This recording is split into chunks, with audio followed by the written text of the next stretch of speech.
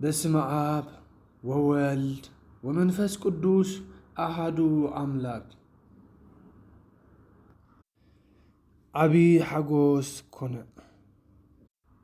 አዳላዊ መድልቶ አሜን።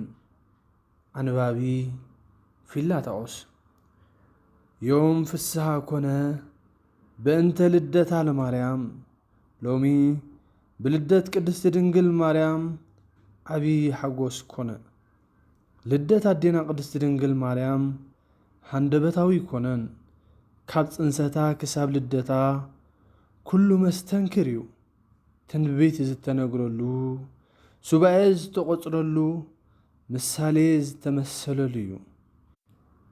ንቅድስቲ ድንግል ማርያም ኣቦ ሓጎታታ ቴክታን ጴጥሪቃን ዝበሃሉ እዚ ጐዲልዎም እዚ ተሪፍዎም ዘይበሃሉ ሰብ ጸጋ ሃብታማት ነበሩ። ካብ ዕለታት ሓደ መዓልቲ ጴጥሪቃ ኣብ ቤት መዛግብቲ ኣትዩ ብዝሒ ገንዘቡ ርእዩ፣ ቴክታ ኣነ መኻን ንስኺ መኻን እዚ ኩሉ ሃብቲ ንመን ክኸውን እዩ በላ። ንሳ ድማ እግዚኣብሔር ካባይ እንተዘይሃበካ ካብ ካልእ ይህበካ ይኸውን እምበር ተመርዒኻ ደኣ ዘይትወልድ በለቶ። ንሱ ግና ነዚ ክፍጽምሲ ሕያው እግዚኣብሔር ኣምላኽ እስራኤል ይፈልጥ በላ። በዚ ጊዜ እዚ ክልቲኦም መሪር ሓዘን ተሰምዖም። እንተኾነ ግና ብኡ ንብኡ ዘጸናንዕ ራእይ ረአዩ። ጻዕዳ ብተይ ካብ ደንበኦም ክትወፅእ እታ ብተይ እናወለደት ክሳብ 6 ክትበጽሕ እታ 6ይቲ ወርሒ እታ ወርሒ ድማ ፀሓይ ክትወልድ ተራእዮም። ኣብ ዓዶም ድማ ሓደ መፈክር ሕልሚ ነበረ እሞ ናብኡ ኸይዶም ነገርዎ።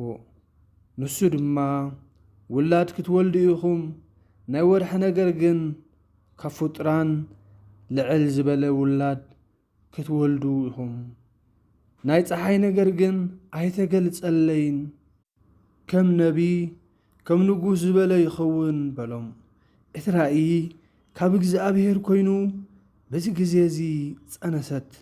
ምስ ወለደት ድማ ሄእመን በለታ። ሄእመን ማለት ረከብኩ ተመነየትየ፣ ረከብኩ ስእለትየ ወይ ድማ ጸሎተይ ረኺ። ሄእመን ንዴርደ፣ ዴርደ ንቶና፣ ቶና ንሲካር፣ ሲካር ንሄርሜላ፣ ሄርሜላ ድማ ንሃና ወለደት። ሃና ዓቕሚ ሔዋን ምስ በጽሐት ካብ ቤት ይሁዳ ንዝተወልደ ኢያቄም ዝስሙ ቁኑዕ ሰብኣይ ኣመርዓውዋ። ኢያቄምን ሃናን ብሕጊ መውስቦ ምስ ተመርዓዉ ነባሪ ዘይኮነ ጊዜያዊ ምምካን ኣጋጢምዎም እኳ እንተነበረ ብተስፋ ናብ ቤት እግዚኣብሔር እናኸዱ ይጽልዩ ነበሩ።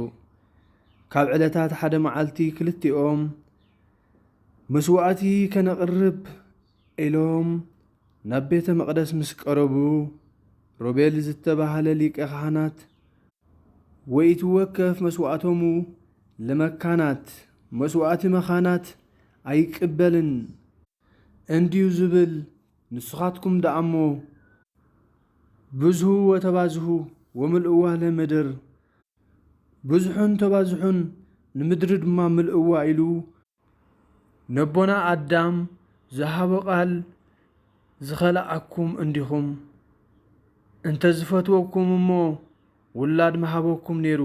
ስለዚ መስዋዕትኹም ኣይቅበለኩምን እየ ኢሉ መለሶም። ብሓዘን ተዋሒጦም ኣብ ትሕቲ ጽላልኦም ኣዕሪፎም ከለዉ ሃና ረጋቢት ምስ ደቀን ክጻወታ እፀዋት ዓንቢቡ ፈርዩ ረኣየት እሞ ጐይታ ንረጋቢት ብባህርያተን ከም ዝባዝሓ እፀዋት ብባህርያቶም ከም ዝዕንብቡ ከም ዝፈርዩ ከም ዝገበርካ ንዓይ ደኣ ውላድ ዝኸልኣኻኒ ተፈጥሮይ ካብ እምኒ ዶ ኾይኑ ኢላ ሓዘነት። በዚ ኣምሪሮም እናሓዘኑ ናብ ገዝኦም ምስ ኣተዉ ወዲ ይኹን ጓል እንተ ወለድና ንቤት እግዚኣብሔር ይኹን ኢሎም ተመባጽዑ። ዕለት 30 ሐምለ ሃና ንኢያቄም ጸምሪ ኸዕጥቑኻ መቖምያኻ ዓብያ ፈርያ ኹሉ ፍጥረት ክምገባ ርእየ በለቶ። ኢያቄም ድማ ንሃና ጻዕዳ ርግቢት 7 ሰማያት ሰንጢቓ መጺኣ ኣብ ርእስኺ ክትዓልብ ብየማናይ እዝንኺ ኣትያ ኣብ ማሕፀንኪ ክትዓርፍ ርእየ በላ። ግዜ ይፍትሐዮ ኢሎም ብተስፋ እናተጸበዩ 7 ነሓሰ መልአኽ እግዚኣብሔር ዓብዪ ውላድ ክትወልዱ ኢኹም በሎም። ብፍቓድ ኣምላኽ ብብስራት መልአኽ ድማ ድንግል ማርያም ተጠንሰት። ምስ ተጠንሰት ብዙሕ ተኣምራት ገበረት። ባርሴባ ትበሃል ሃና እግዚኣብሔር ረዲእኪዩ ኢላ ሰብነታ ዳሃሲሳ ዓይና ምስ ሓሰየቶ በረሃላ። ነዚ ኣብነት ገይሮም ኩሎም ሕሙማት ሰብነት ሃና እናዳህሰሱ ተፈወሱ። ከምኡውን ሃና ትፈትዎ ዝነበረት ሳምናስ ዝተባሃለ ዘመዳ ሞይቱ ኣብ ሬስኡ እናዘረት ክትበኪ ከላ ጽላላ ዓሪፍዎ ካብ ሞት ተንስአ። ነዚ ዝተገብረ መንክራት ተኣምራትን ርእዮም ክንዲ ዝኣምኑ ኣይሁድ ንኽፍኣት ስለ ዘይዓርፉ ቀደም ካብዚኦም ወገን ዝኾኑ ዳዊትን ሰሎሞንን 40 ዓመት ኣብ ልዕልና ተሸይሞም ገዚኦምና እዮም። ስለዚ ሕጂ ካብዚኦም ዝውለድከ እንታይ ኮን ክገብረናዩ ብምባል ብጽልኢ ተላዒሎም ንኢያቄምን ሃናን ሕማቕ ሓሰብሎም። ፍጡነ ረድኤት ሊቀ መላእክቲ ቅዱስ ገብርኤል ተላኢኹ መጺኡ ናብ ደብረ ሊባኖስ ዝበሃል ጫካ ኪዱ በሎም እሞ ናብኡ ድማ ኸዱ። ኣብዚ ቦታ እዚ ድማ ቅድስቲ ድንግል ማርያም ብሓደ ጉንበት ሊባኖስ ትወፅእ መርዓት ካብ ሊባኖስ መርዓት ትወፅእ መኃልየ መኃልይ 4:8 ዝብል ትንቢት ተፈጸመ። ዓብዪ ሓጐስ ድማ ኮነልና።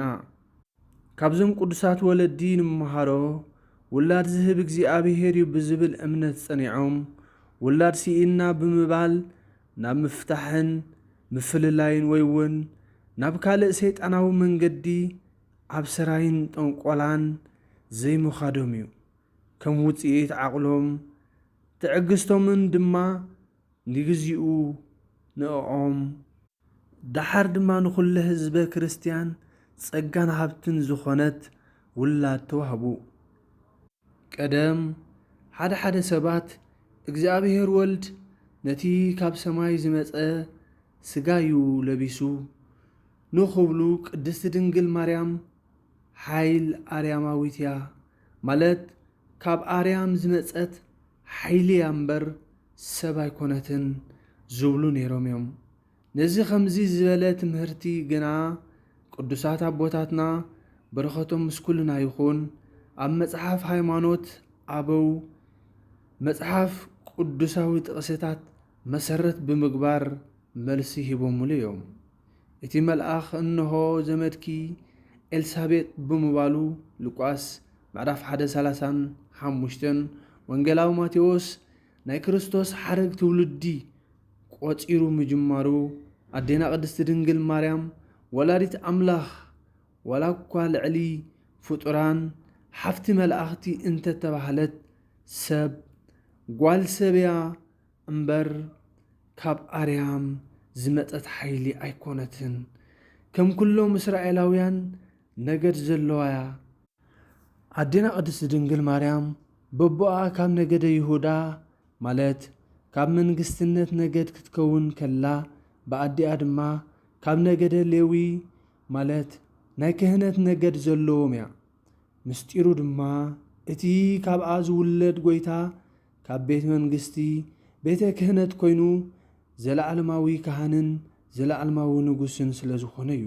በዚህና ድማ ኢየሱስ ክርስቶስ እንቤተ መንግስት ወተክህኖ ብምባል ኩሉ ግዜ ነመስግኖ።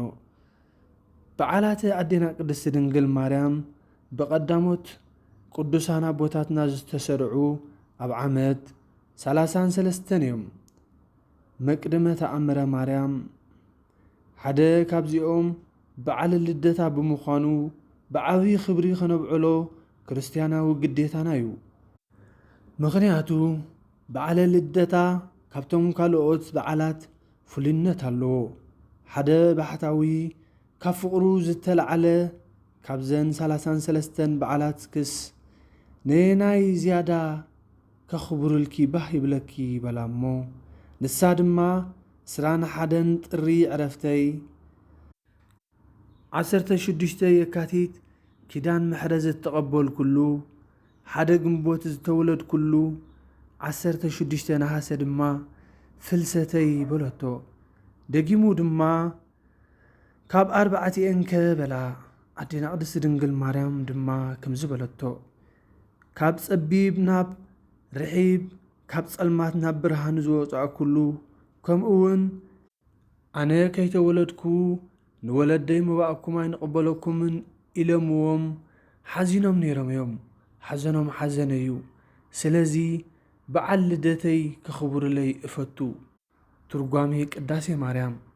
በዚ መሰረት ካብ ካልእ በዓላት ፍልይ ብዝበለ ውዳሴን ቅዳሴን ስርዓትን ኣገባብን ከምኡውን ኣዴታት ኣብ ነብሲ ወከፍ ቤት ድዩ ኣብ ገዛውቲ ብሓባር ተኣኪበን ጥጥቖን ካልእን እናገበራ ብምምህላል ዘብዕልኦ በዓል እዩ። ቅድስቲ ድንግል ማርያም ርህርህትን ሕያወይትን ኣማላዲትን ኣደያ እሞ ብኣማላድነታ ክንምዕቆብ ብቅድስና ክንስዕብ ብጸሎት ቃል ኪዳናን ክንምሕፀን ይግባአና። ንዓዓ ዘይኽብርን ብኣኣ ዘይምሕፀንን ነቲ ኣማናዊ ኣምላኽ ወዳ ክኽብርን ክእዘዝን ኣይክእልን እዩ። ንጽዮን ዝጸልኡ ኩላቶም ይሕፈሩ ተሳዒሮም ንድሕሪት ይመለሱ። መዝሙር ዳዊት 129 ፍቕዲ 5 ከም ዝብል መወዳእትኡ ጥፍኣት እዩ። ስለዚ ከነኽብራን ከንምህፀናን ከነመስግናን ክርስቲያናዊ ግዴታና እዩ። ጸሎትን ኣማላድነትን ናይ ኣዴና ቅድስቲ ቅዱሳን ድንግል ማርያም ምስ ኩልና ህዝበ ክርስቲያን ይኹን ንዘለዓለም ዓለም ኣሜን። ስብሃት ለእግዚአብሔር ወለወላዲቱ ድንግል ወለመስቀሉ ክቡር አሜን።